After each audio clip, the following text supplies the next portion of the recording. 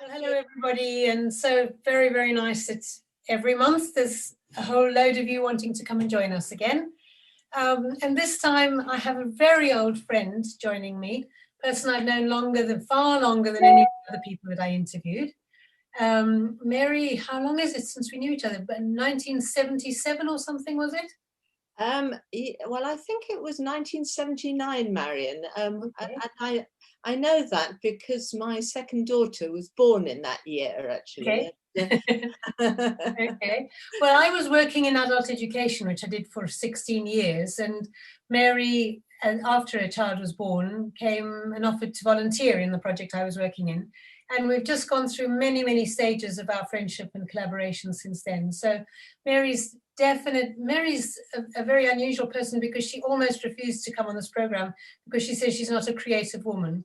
Actually, she's one of the most creative people I know. So you're going to find out in which way during this interview. I hope so. Mary, do you mean you don't paint or dance or sing? Is that what you mean?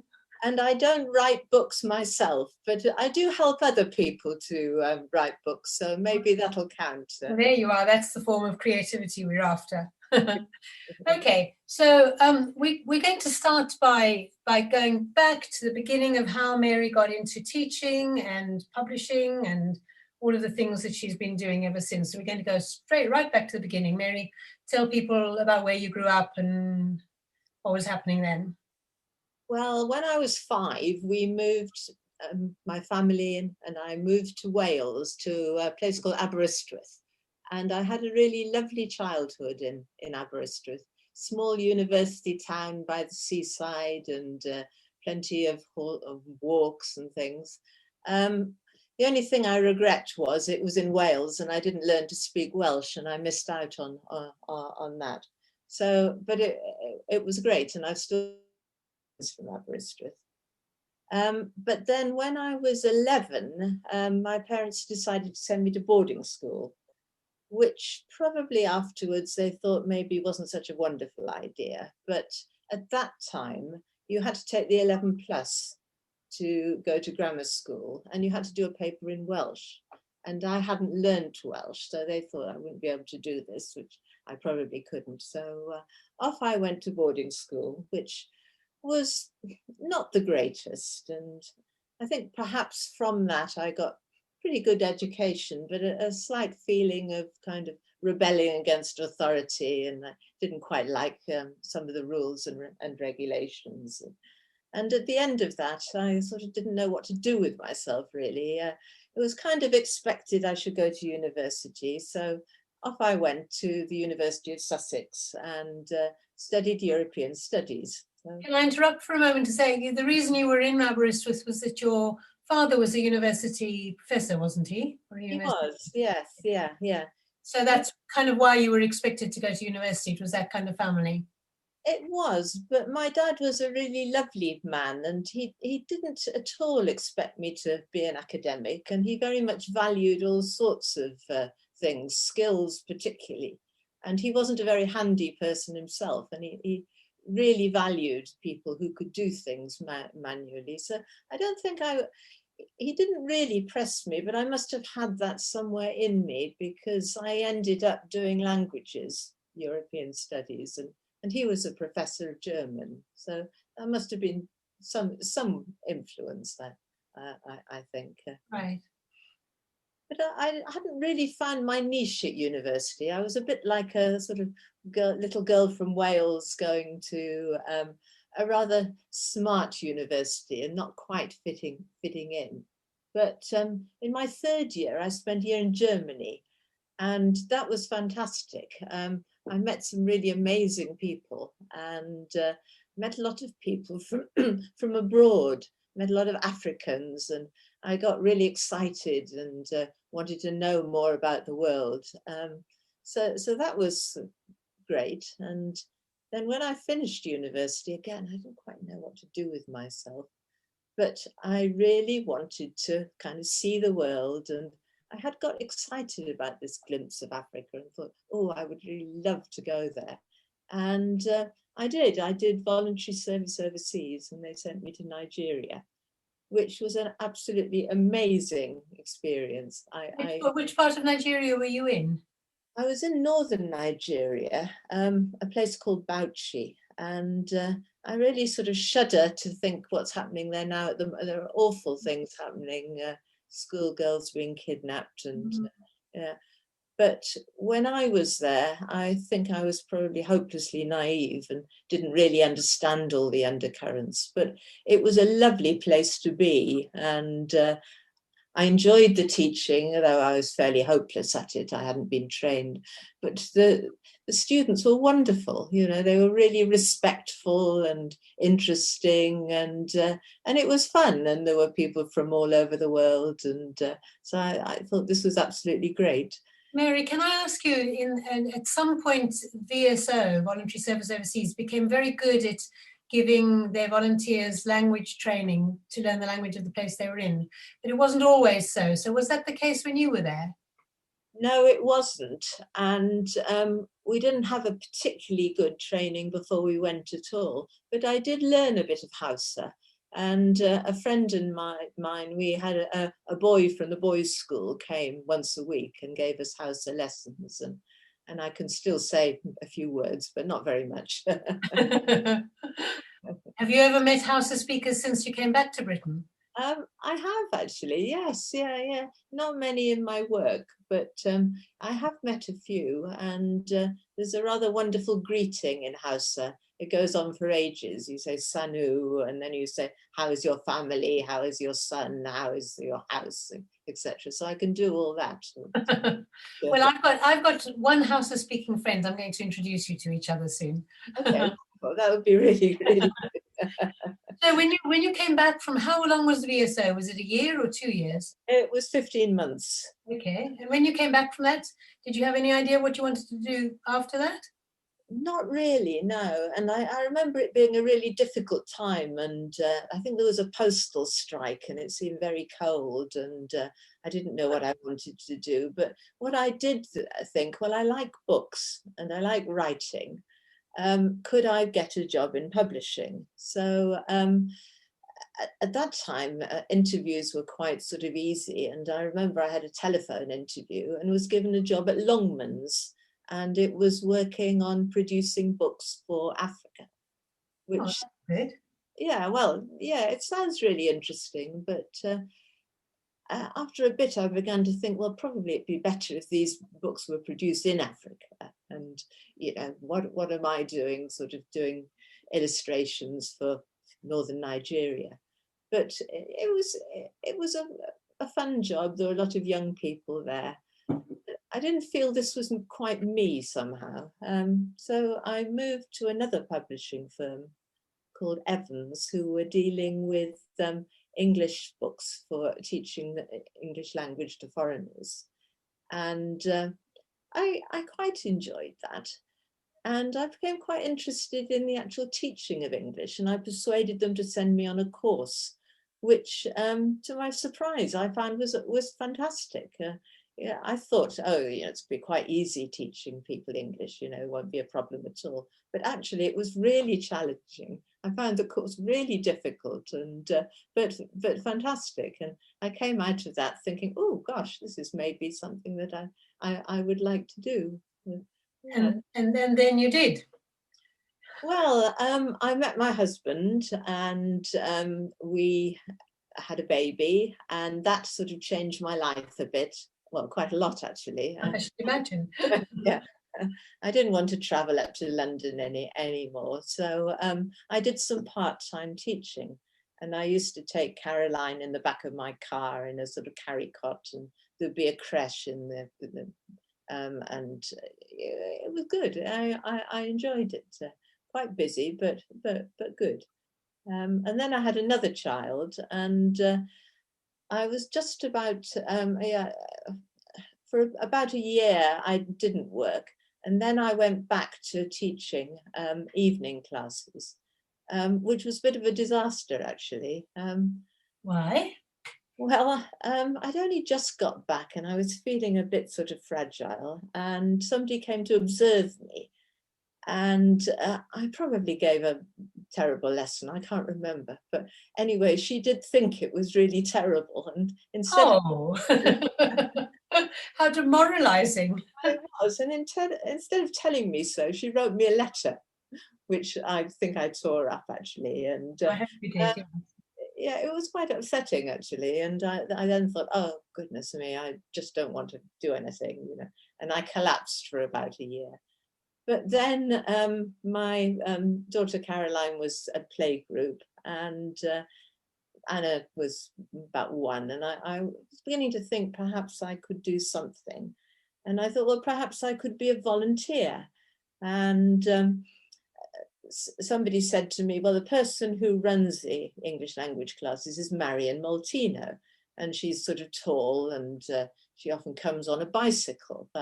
So I happened to be in the car park, and I saw this tall person coming on a bicycle, and somebody said, well, that's Marion. So I rushed over and said, could I possibly be a volunteer with you? And you sort of welcomed me with absolutely open arms and said, wonderful. I was desperate for volunteers. It was wonderful. So I'd inherited this job. I was employed by Adult Education to set up English classes for people who'd come from other countries to learn English, and they gave me no budget. It was just me in an office and a part-time secretary and an empty filing cabinet, and we're basically supposed to do something about it. So volunteers were the only possible way forward. So somebody arrived in the Adult Education Centre and said, could I possibly be a volunteer? You were like the answer to prayer. So we were a match. Well, that was the start of my 30 years work in adult education. Right. So, and that is what you did find what you wanted to do finally, didn't you? I did. And I think it wasn't just the teaching. It was a very exciting time then going. It was a sort of discovery of all the different cultures and all the really interesting people that we worked with, and the opportunity to do things without too much bureaucracy or anything. It was very exciting, and it was. And I think if any of you listening out there have worked in adult education over the years, you'll probably know that there has been a change in culture. That in the 80s, when Mary and I were working together, it was very much a sort of invent things as you go along situation. And then it got very bureaucratic in terms of how funding was acquired and forms that had to be filled in and so on. It was a whole change of culture. It came in with the Thatcher era, and it was really, we were constantly having to change the way we did things. And because we had a sort of advantage, didn't we, Mary? Because we weren't in a well-funded borough. So we had to do almost everything extra as volunteers. So exactly. Even though people came in as part-time teachers and we eventually got some money to pay them, the whole atmosphere was, we do things as volunteers and for love. And nobody had to, but people like you got interested in the people we were working with, and it was fun to do extra things. So we had it was a real community project, wasn't it? And we really enjoyed it, and we had a lot of parties, people bringing food, celebrations. Yeah, we got very good food from other cultures, didn't we? Very good food. But we also did sort of, I remember, I think you put on a course about India, and an open university course, and I remember that being very, very exciting. And we had things like, we had a students committee, and we would meet with the students and organize things, outings. We'd go to places of interest, and that was a way of not just being in the classroom, but getting to know people as friends and colleagues, which was... And I've got some really, really humorous memories from that time. I mean, I remember there was this Pakistani woman who was very down to earth. She'd grown up in a village, and I think it was the first time she'd been in classes of anything like this kind. And the fact that we were all very informal, wasn't like school back in Pakistan. So, the boundary lines of friendship and teacher and student, they weren't there. It was all just one thing. But she was very outspoken, and we had a party once in one of the tutors' homes, which happened to be a very big and rather luxurious home. I mean, I live in a small flat, so it looked rather luxurious to me. And she went around asking how much things cost, pointing at things and asking, which is kind of like you never do in England, but apparently in the village in Pakistan, everybody would know how much things cost. So, and from her cultural point of view, it was a perfectly normal thing to do. So we had all these really funny cross-cultural encounters where we all learnt the practical way rather than somebody giving us a lecture about it. We learnt what you do and you don't do in different cultures. Exactly. Yes, we did. Yeah.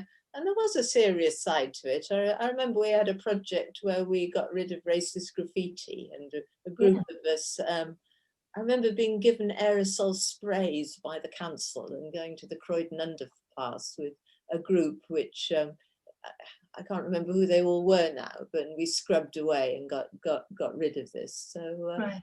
So I'll just mention at this point, if any of you listening have read my collection of short stories, A Language in Common, those stories grew out of this project that Mary and I were part of. And they're all fictional, but there is one which is almost true, and that's the one about graffiti. Because it was such an amazing project, that. And so I just fictionalized the central characters a couple, mildly, but the rest of it is actually a true little story. So if you'd like to read it, the one that Mary's remembering, it was great. I mean, it was really unnerving for these, very nice, gentle people who'd come to live in Britain, and very often they'd been recruited to live in Britain. Their husband had been recruited to a company and they're living here, and they'd go around and find this hostility shouting out at them for no apparent reason, or sort of signs on the walls. It was pretty horrible. Yeah, so very horrible. So it did feel like a really constructive thing to do, that all of us of all races got together to go and get rid of this graffiti. Absolutely, yes. Yeah. No, indeed. Yeah. I think it was the people that made it so interesting as well. And we did have some really well, I'm sure that any class, adult education class, has really, really interesting people. But I'm just remembering another. Do you remember we did the self-defense class at one point? Somebody was actually attacked on the way home from the factory she was working in. And then other people got very nervous to go out, which is, happening again now. It happens from time to time. Yeah. And so one of our tutors went on a self-defense course and then came and then offered it to all our students. So we were teaching English, but we were very conscious of it. They needed English to live here. So they didn't need English to pass exams or to read books. They needed English to be able to live here. So exactly. We did all the other things that you needed to live here as well. Indeed, yes, yeah. That's right. And I think from that, from having such interesting people, we had the idea that, it would be great if they could write down their stories to share with others. And that was the start of the Our Lives project. Right. And that's what we've built this session as, is talking about the Our Lives. So we've got Mary to the point where we're about to explain to you what the Our Lives project is. So go ahead, Mary. Okay.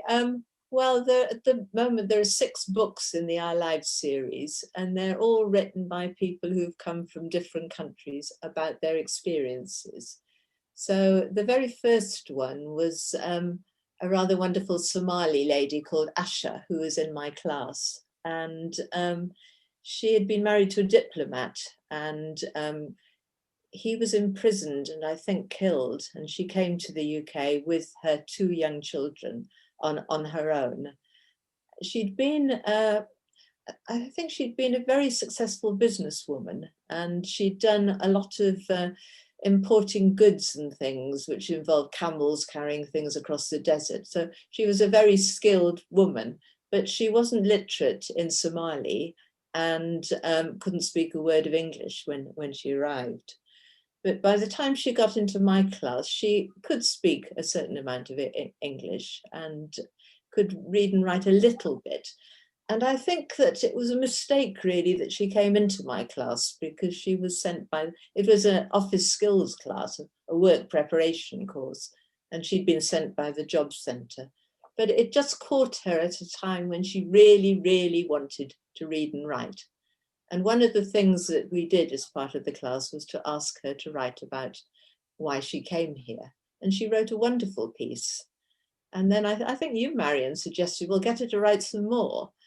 And she was just at the point where she really, really wanted to write, and it was pouring out of her. So we helped her to write this book, which was the first in the series, called So Many Things I Could Have Written. Yeah, and I really love that title. In fact, I remember the conversation with her when we were saying, well, what do you want to call your story? And she said, oh, she was most disappointed with her book. She was far too literal. She hadn't said half the things she wanted to say, but she got tired, so she was not going to do any more. So I said, what do you want to call it, Sasha? And she said, oh, so many things I could have written. So we thought, right, there's the title. But I think it was very striking to us, and it's probably striking to people listening, that you could be a successful businesswoman, handling large amounts of money without knowing how to read and write. But that is Somali culture, and that was one of the things that we as teachers learned in our classes, is that the role of literacy in different countries is different. And in Somalia has this amazing tradition of oral poetry, but people listen to it and they remember it. They memorize it just by listening. They don't ever see it written down. So people have the fantastic memory. I mean, if I had to remember our household accounts without writing them down, we'd be in a right mess. But as she was handling vast imports of meat, so extraordinary, really. That's absolutely amazing. Yes, yeah. So, and she's gone back into business, hasn't she, Mary? Well, she's now retired, actually, but she did have a shop in Streatham in South London where she sold sort of Somali goods. But now she's retired, and she's actually at the moment in Somalia. She's stuck there under COVID, but her children have done very well anyway. And did the children get to go on to higher education? Do you know? Yes, oh, absolutely. One of them did law and actually is living in Sweden now and works for the United Nations. And the other lives in Bromley with Asha and works for Bromley Council. And I think that she's bought their house and they live together. It's one of the, I don't work this is in Croydon where this project was, and I don't work there anymore. Mary lives there. So I don't bump into any of these people, but I get together with my friends in Croydon, and then they tell me all these stories about the children of women that we taught who couldn't read and write, whose children are now have had higher education, are in the professions. Wonderful stories, really. Yeah, absolutely. Yes, yeah. The second book in the series was written by Rashida, who again was rather a remarkable woman, a deaf woman who came from Pakistan in search of a cure. She'd had meningitis when she was young, but unfortunately she couldn't find anything that would help her. And she ended up in my class, and that was interesting, actually. Yeah, I'd say interesting is a bit of an understatement. I mean, her brother had lived here for a long time and was a British citizen. He worked in the post office, I think, didn't he, Mary? Right. Yes. They were from Quetta in Pakistan, and he'd come, earlier on when there was a lot of Pakistani immigration and people were being recruited. And he'd lived here a long time. He'd never married. He was very fond of his sister, so he wanted to help her. And once they found that she couldn't get a cure, he didn't want her to go back to a place where she would have no opportunities. Absolutely. So he came to the centre with her, and I was the organiser of the class, so he said to me, can you teach her English? And I thought, well, how are we going to do this? She can't hear a word. Yeah. And, she'd not ever spoken English. So she went into Mary's class. And how did you do it, Mary? Well, I'm not really quite sure. When she first came into my class, I thought, oh, goodness me, this is going to be really difficult. She did have a volunteer at the beginning who was Urdu speaking, like her, and that helped. But she couldn't hear the volunteer either. She couldn't hear the volunteer. She had been to school in Pakistan and had learnt English. She had learnt some English. Okay. And she didn't become deaf until she was about 16. And then she became deaf in 1 ear. And I think she was about 18 when she had another attack of meningitis and became deaf in the 2nd year. So she did have a background of hearing, which made things easier. And she could read and write in English. And that made a huge difference, actually, because I was able to write, we used blackboards then, and I wrote a lot on the blackboard and always made sure she had a record of everything she'd learned. And she took it home with her brother and worked really hard. And the volunteers, I remember, sat next to her and would sometimes write in the Urdu script what it was going to sound like so that she could pronounce it properly. Yes. But the real thing was her personality. And the classes were quite small then. There were only about, I think there were about 8 or so people in the class. And they were all incredibly supportive. So they all wanted Rashida to learn and to be part of the group. And that certainly helped hugely, actually. She was a very communicative person. She loved talking to people. And, you know, she'd go off to coffee break and she'd be chatting away and writing down in her notebook. And, you know, a lot of people knew her, and that helped, I think, that she was an extrovert. But it is a bit of a miracle because she very soon progressed out of my class, actually, to the advanced class, and then onto a work preparation course. So she did amazingly well, and she did become completely fluent in English. It was extraordinary. It was slightly sort of flat delivery, but yeah, pretty amazing, actually. Yes. There's another story about Rashida, which we'll come to in a moment, but perhaps just perhaps tell people a little bit about what we do with these books once people have written them. Well, initially, some of us put some money into a pot to publish them. So once we'd helped them and edited them, we then typed them up and paid for somebody to set them into pages and to do a cover. And we sent them off to a printer. So in our houses, we have a stock of these books. They're quite small, actually, and easy to transport. 50 pages long with big print, that kind of thing. Like that, yes, yeah. And then we travel around to colleges to talk about the books, go to conferences and things. And we're not very professional about marketing, but it's most amazing that for 30 years or so, they've been selling like anything, and we keep having to reprint them, etc. And we now have, you know, a fair amount of money in our account and are really trying to bring out some new books. So the time when this started, Mary and the others who are involved in the project were all in daily contact with lots of people who had amazing stories and could encourage them to write. When we got to retirement age, a lot of us said, right, we'll put some effort into getting more of these published, and we can go around to classes and talk about them. But we're not anymore in daily contact with people who could write their stories. Is that right? Yes, absolutely, yes, yeah. But we do. But Mary has and our group of colleagues have set up a website. So if anybody would like to go and look at it, it's called Our Lives Press.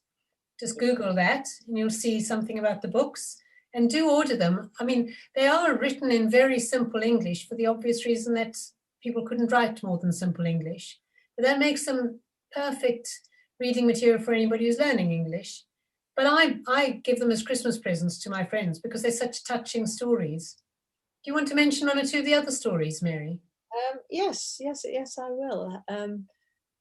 We only have one man who's written his story, Babush, who came from Ethiopia and Eritrea, and his story is rather amazing. Very poor childhood, walked to Eritrea, was very poor, etc. But then met somebody from the UK who was working for Save the Children Fund, and fell in love.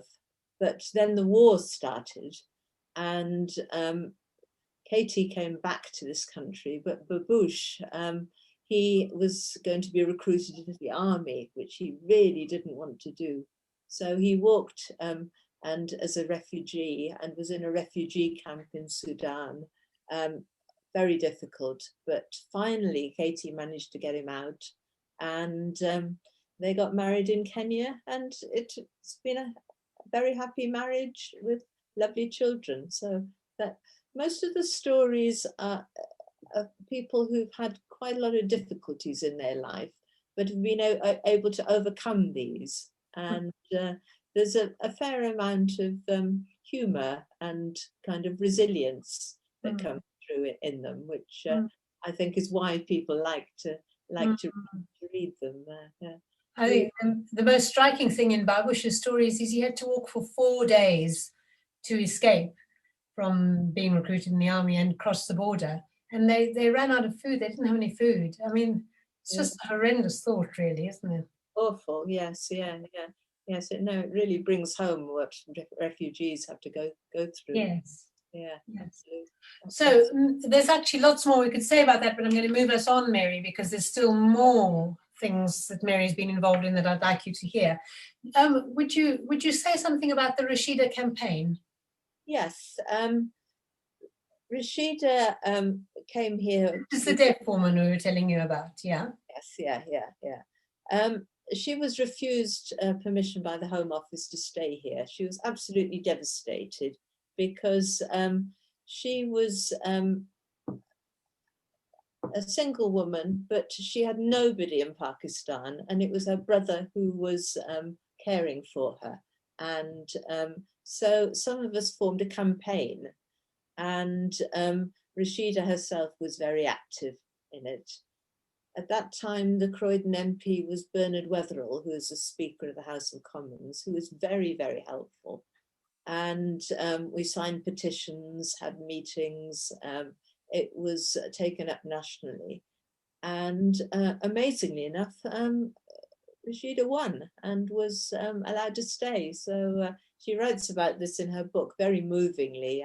She got a letter and she picked up the phone and wanted to tell someone, and then she knew that, of course, she couldn't hear what the person was saying. And but she spoke at meetings herself to lots of people, hundreds I still get choked up when I think about that meeting. There must have been about 200 people, 300 people there in this hall, and Rashida, who had a year and a half before that not been able to speak a word of English, she stood up and she said, you must forgive me because deaf people cannot hear their own voice, so if my voice sounds strange, that's why. We were all just gobsmacked. And then she told her story. It was really, really extraordinary. Yeah, no, absolutely. Yes, yeah. She was an amazing woman. Yeah. Well, but then after the campaign, so a lot of us got involved in that. Mary was a major figure in it. But then after the campaign, life calmed down for Rashida and it became more ordinary. But I just want to mention that Mary became really, I think you were a lifeline for her, Mary, in the things you did with her after that. Well, we were friends and we lived nearby. And yes, we used to go on outings together, and we saw one another about once a week, and we enjoyed one another's company, actually. So that was great. And And you didn't you take her off to go and speak to groups about her books sometimes? Yes, we went to Bradford, and she went to a conference. I can't remember where, but she loved going to different parts of the country, Oxford, and yes, no, she really loved traveling and meeting people. And we are talking in the past tense because sadly she died a couple of years ago. She had cancer and died sadly. So but her book is full of kind of her personality, actually. Yes. Which is nice. Yes. And then there's somebody else that Mary befriended who was a very remarkable person, wasn't actually in our English classes, but was part of this whole multicultural community. So tell people a bit about Shabibi. Okay, well, Shabibi came as a refugee from Afghanistan with her family, and I didn't meet her until she'd been here for some time, and then she told me her story. And I helped her to write the second edition of her book, which is also available on the Our Lives website. She was from quite a poor family in Afghanistan. She was from the Hazara tribe, and they've been discriminated against. But at that time, women had access to quite good education, and she was able to go to school and to university. She studied journalism, and pictures of her at that time show her, you know, leading a very active life, etc. And she married, and her husband was quite sort of well off. He was a journalist. But then the regime under the Russians was pretty awful, actually, almost like Nazi Germany. And her husband got into trouble. He was in jail. And Shabibi helped him to get out of jail, but they knew that their lives were in danger. And so Shabibi and her 3 children fled across the mountains to Pakistan. And she tells this in her book. There's a terrible journey that she had. You know, she had no shoes, her shoes disintegrated, and she was carrying a baby of about 1 in her arms. And but those are terrible mountains. Terrible mountains, yes. Not a simple walk. Yes, yeah. And in Peshawar, she was reunited with her husband, but life was very difficult. And then an amazing thing, a man who was a friend of someone her husband had known, he'd spent a year in America, got her out, paid for them to come to England, and they came as refugees. And she settled here. But it had taken a toll on her husband. He was sort of mentally ill and not well at all. And she looked after him and the family, but then he died. And at that point, she learned English. She taught herself, and she told me how she decided to get Gone with the Wind, the book, out of the library, and she sort of translated it. She'd read it in Farsi, and she struggled through this. And yeah, anyway, her English soon became really, really good. And I met her when she was working for a restaurant in Croydon. And now we've become great friends, and we've been going on walks together in lockdown and everything. She is an amazing woman. She's fostered, I think it's 7 young Afghan unaccompanied minors. She has 1 living with her at the moment. She's been involved in all sorts of voluntary organisations. Afghan organisations, and she's just terrific. And her book, Where Do I Belong, tells her story. And where do I belong? She still feels that she doesn't quite belong here in this country. But she's not sure she belongs in Afghanistan either. That she's sort of between the 2 countries. And the Afghanistan now is such a different place from the one she grew up in. Absolutely, and very horrible and difficult, I think. Yes, yeah. I should perhaps mention that we were talking about the Our Lives books earlier, short books written by people who didn't know very much English at the time they wrote it. Shabibi's book is completely different. It's a full-length autobiography written, you know, fluently. It is her second language, and she always regrets that she can't write as well as if it was her first language, but it's extremely well written, and it's quite an amazing story. It is, yes. Yeah. She was interviewed for the women's page of The Guardian about it, or, you know, she's had a bit of publicity for it, but it's self-published. It's a remarkable thing. And I also have a cookbook, which Mary put together from Shabibi's Afghan recipes, which every now and then when I'm feeling bored with my own cooking, I try another one. That was one of the benefits of helping Shabibi to write her book, that we used to meet once a week, and she would teach me all these Afghan recipes. And my speciality is Afghan pancakes, which are extremely nice. And then, Mary, the other thing I would really like you to tell people about is what you do now in retirement. You do run the Our Lives project, you do loads of other things, but what's your main project? Well, I'm the chair of a charity called the Ruth Hayman Trust, which is a charity of the NATECLA, which is a bit of a mouthful. It's the National Association for Teaching English and Community Languages to Adults. Ruth Hayman was a lawyer in South Africa, an amazing woman who was a friend of Nelson Mandela and who was banned for working against apartheid and came to England and set up English classes. And she died 40 years ago this year, and the trust was set up in her name. And we give quite small grants for the education or training or whatever of people who've come from other countries to settle here and have English as a second language. So it could be somebody learning English, or it could be a refugee doctor who has to pay large fees for exams to work here. A whole range of people. But I think like my other work, it's not just me. There's a whole group of us, a group of trustees, and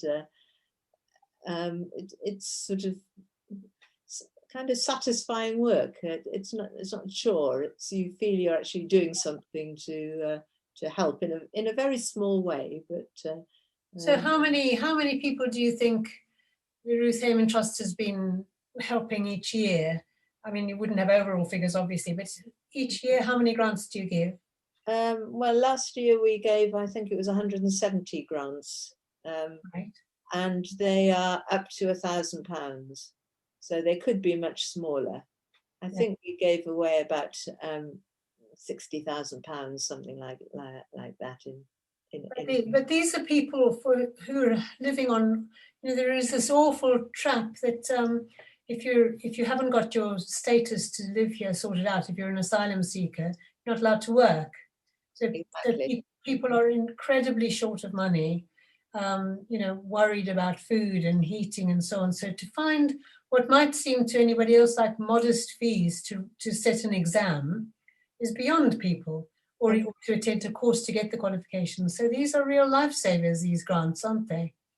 They are, and we've just got a new trustee who is someone who we helped many years ago, and we gave her £150 to do an English exam to get access to university. And this was when she was seeking asylum, so she didn't have any money and or anything. And then she was able to get to university, took a degree in pharmacy, passed, and now she's working for some sort of pharmaceutical company and has time to be a trustee and give back a bit to others. Yeah.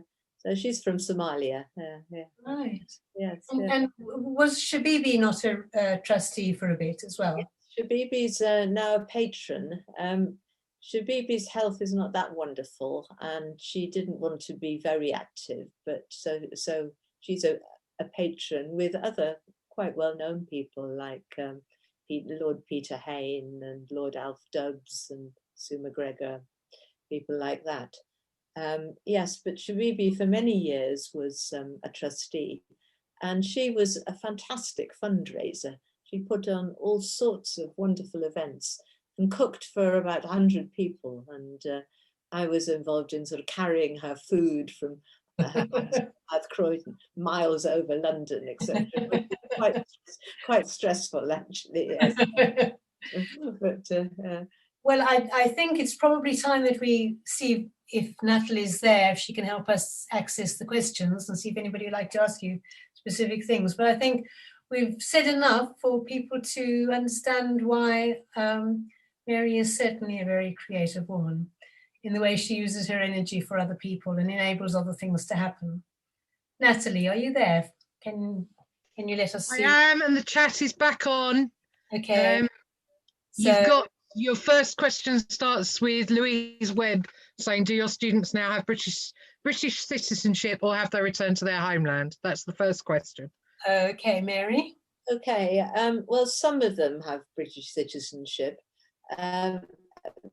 Hardly of them have gone back to their homeland. They've come here to settle. Most have come either as refugees or to live here.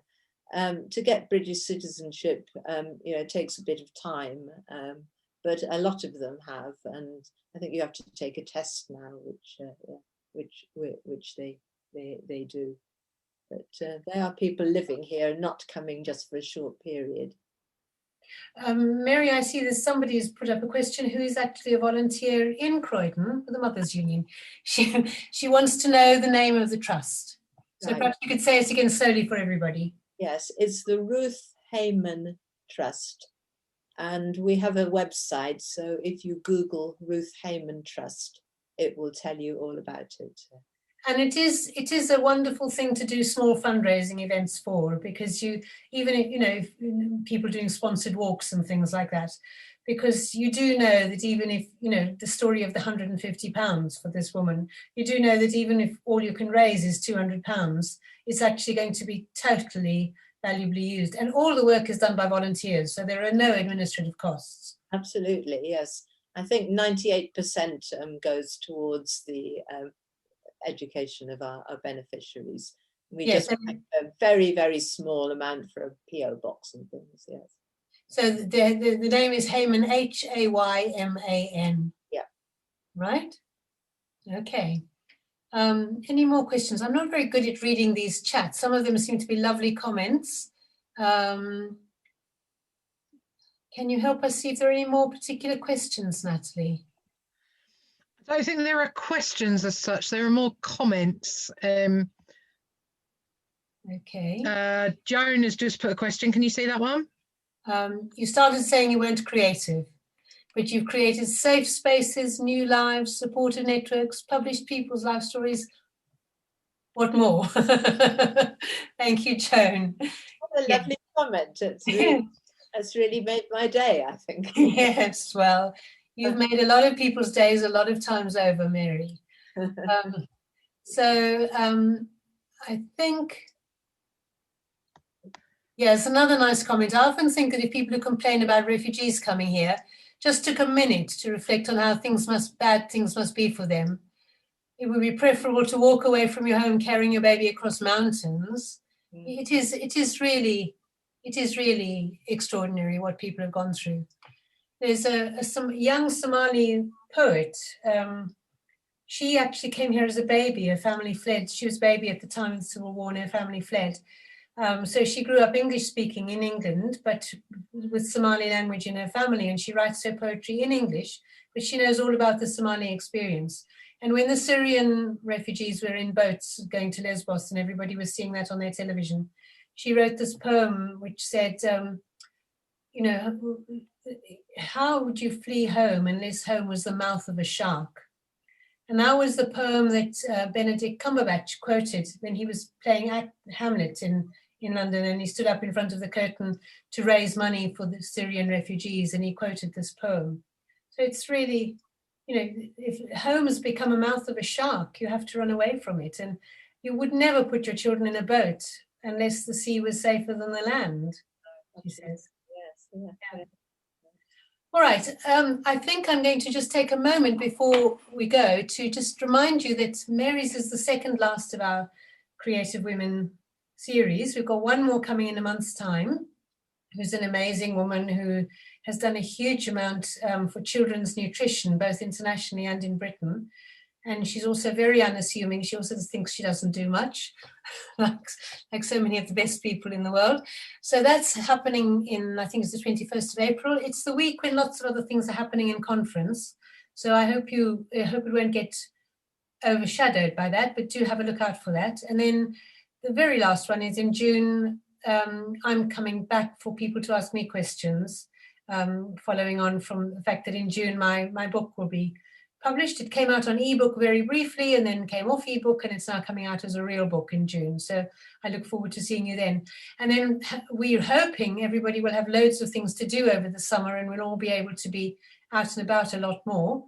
But from September, we're doing a new series, and we've got some really interesting people coming up for that, and I'll be letting you know soon about that. So the Creative Women interviews goes on for another year after that, mainly because you've been such a good audience and so enthusiastic. So thank you all very much for coming. And Mary, thank you very much for joining us tonight. Well, thank you. I've really, really enjoyed it. And perhaps if there are any questions we haven't answered. There are a few more. Do you want me to read them out to you? Good. Do you want me to read them out? Yes, please. Okay, so Liz wants to know, does VSO still function in a similar way? I think so, yes. Not quite. I think it's probably better organised than it used to be. Okay, Carol would like to know, can they buy the books from the usual outlets? No, you have to go to our website, Our Lives Press Co UK, and you can buy them from there. Okay, thank you. Can I just say, what you have to imagine when you buy the book is Mary goes up to a loft and gets down a box, puts it in a jiffy bag and walks down to the post office, and that's how you get your books. Okay. Yeah, good to know. Good to know. Sonia wants to know if you had any challenging times.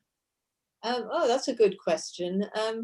I can remember having a lot of Kosovan young men in my class who were rather difficult, actually, and that having Kosovo, I think. yes, and Okay. having fights, which we'd had wonderful people in adult education and never any problems, and then suddenly these rather difficult men came. And I remember having to call the caretaker to separate these two sort of warring young men. And I thought, oh, goodness me, this isn't what I want to do with my life. But luckily, they seemed to settle down after about 6 months or so. So that was, yeah, that was challenging. Goodness. Can't think of anything else at the moment. Oh, well, at least there's not a huge load of stories about it. Josephine says, do you think it's harder to run adult education classes today compared to in the 1980s because of funding, attitudes to refugees and so on? Yeah, I think it's definitely, I think the funding one is crucial. I think there's nothing like so much funding, and for some reason bureaucracy seems to have grown. I don't know why. I think there's still, well, I mean, there were always sort of attitudes to refugees. I don't think that's anything particularly new, but I do think that they're struggling now with the funding. And there was, I think, one of the crucial things was in the early days there was an arrangement whereby refugees, I think, got free English classes, didn't they? Yes. No, they don't. I mean, it is, when you think about it, it's completely outrageous that that people are expected to integrate and criticized if they don't integrate, and obviously their future lies in integrating, but they have no right to work, so they cannot earn money, which they would desperately like to work, and then they can't pay for classes. So they're denied the classes which could enable them to make a new life. Yeah, absolutely. Because, yeah. Yeah. Carol says, can they buy the set of 6 or are they sold individually? You can do either. They're sold individually. They're £3 each, and you have to pay a bit of postage, or there's, so you can buy as many as you like, basically. But fine to buy them singly. Yeah. Fabulous. Okay. Anna wants to know in what way you advertise the trust, please. Okay. Well, we advertise it through the National Association of Teachers, and we have quite a lot of supporters. So basically through professional networks. We have a website. We send out newsletters to our supporters, and that's about it, really. We're slightly frightened of advertising it hugely because we do get a lot of applications. It's a difficult one. Well, it's a volunteer-run thing entirely. So you have to pace the administration of handling lots of applications with what you have the capability of doing. But I think a very good thing to do would be to sign up for the newsletter, because it is a really useful newsletter. It does tell you things that are happening, and it's a very personal feeling organisation. It isn't a large bureaucracy. You do know you're dealing with a small group of people who are doing a fantastic job. Oh, that would be wonderful. We would love to sign up to our newsletter. And you just need to email the trust. The details are on the website. And we'd be delighted to add you to our newsletter, yes. Fabulous. That's the end of the questions, apart from Alison asking me if she'd missed the booking form for your April session, Marion. So I've actually copied the link for the booking for the April session into the chat for anyone who wants it. Thank you. Thank you. Oh, hang on. One more question from Liz has come in. You were saying the books are suitable for students. Are they quite popular then in schools for teaching English as a foreign language? They are used in schools. I don't know how popular they are.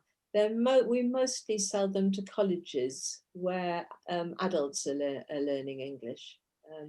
So I think that's partly a practical matter, that they could be popular in schools if there were people to take them around, and we have the network in adult education classes and we don't have the network in schools. So they would certainly work for school students. So anybody who has contact with schools, would be great to buy a set and take them in and show them, because young people learning English, they're real stories. They're not Janet and John. They're real adult stories which would be interesting to anybody of any age. Oh. That's true. They're about sort of love and life and death and the big questions, really.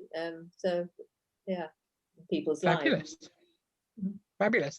I've been asked by Kathleen if we can get the names and websites and so on in a follow-up email. So I don't know if you can put those together for me, maybe Marion, with Marion. Pass them on and I can email them out to everyone. That'll be great. Fantastic. That'll be really good. Lovely. Fab. I think that's it. Well, thank you all very much for joining us, and look forward to seeing you in a month's time. Thank you, Mary. Well, thank you, Marion, and thank you, everybody. Thank you both. Good night. Good night.